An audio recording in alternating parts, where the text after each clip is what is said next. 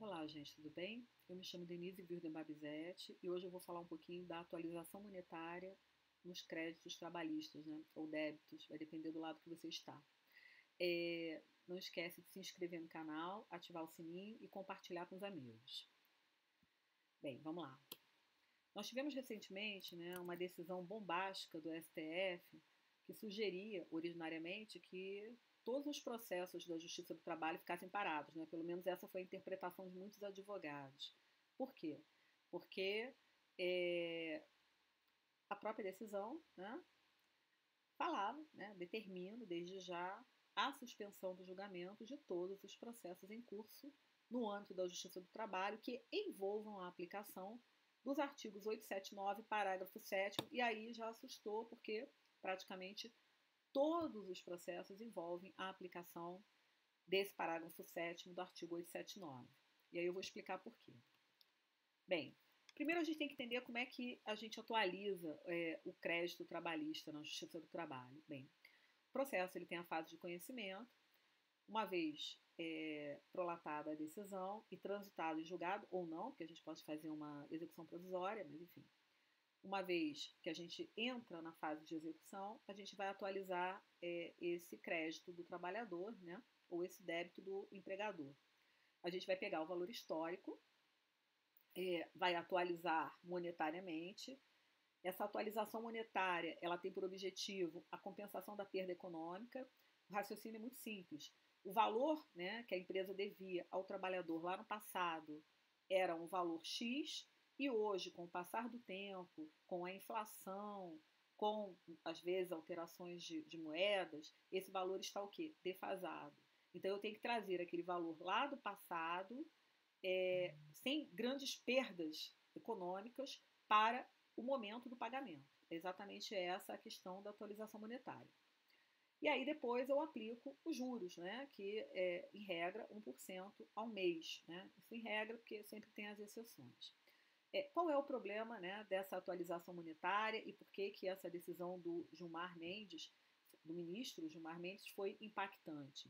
Porque essa taxa TR, que até então era utilizada nos processos trabalhistas, ela vem sendo objeto de diversos ataques, em razão, né, dela não atender o seu principal objetivo, que é compensar a perda econômica. Se você fizer uma pesquisa aí na internet, você vai ver que essa taxa TR está zerada desde setembro de 2017. Isso quer dizer o seguinte: se eu devia R$ 1.000 ou R$ 2.000 a um trabalhador em setembro de 2017, hoje eu continuo devendo o mesmo valor, R$ 1.000 ou R$ 2.000. Né?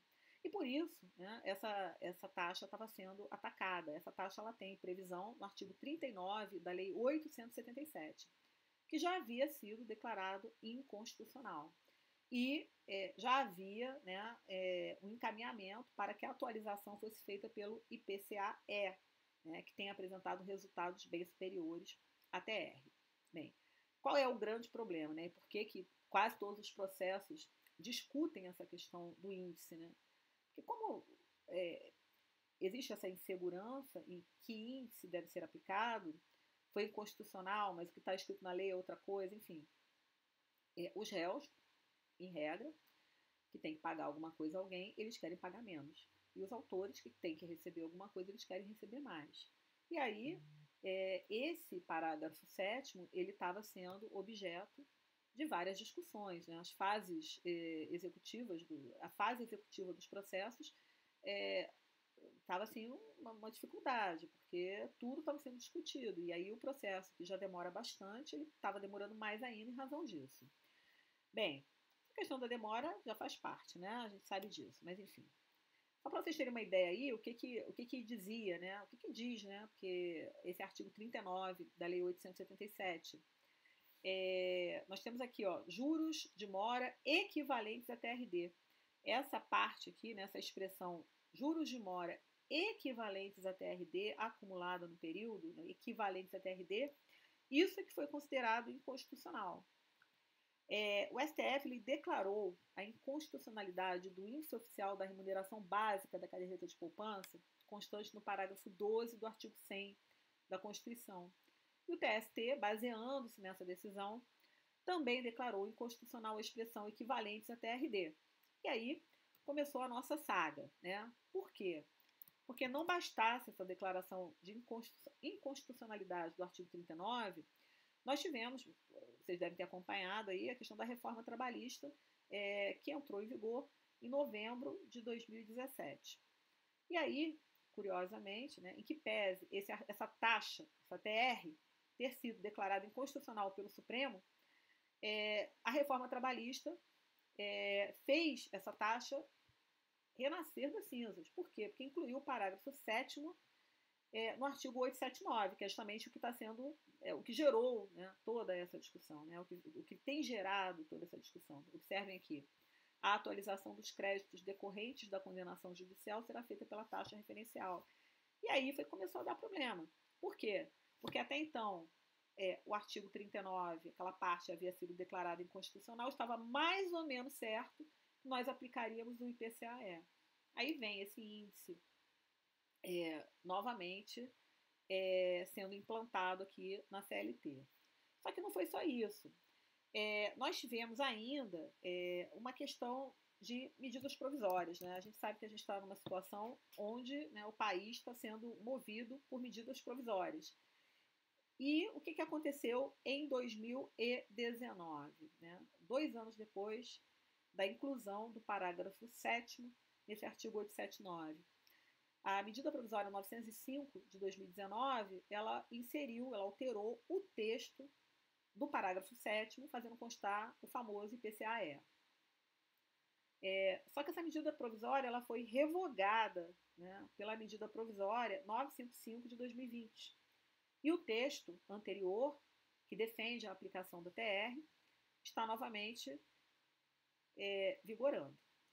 E aí a gente fica nessa insegurança jurídica total, né? Qual é o índice que a gente aplica? E a gente fica fica na dúvida de qual índice aplicar, até porque as alterações são constantes e confusas, e as pessoas não querem também receber menos do que deveriam, né? Até porque a gente está verificando aqui que a TR, ela tecnicamente, ela não resolve a questão da compensação dos valores.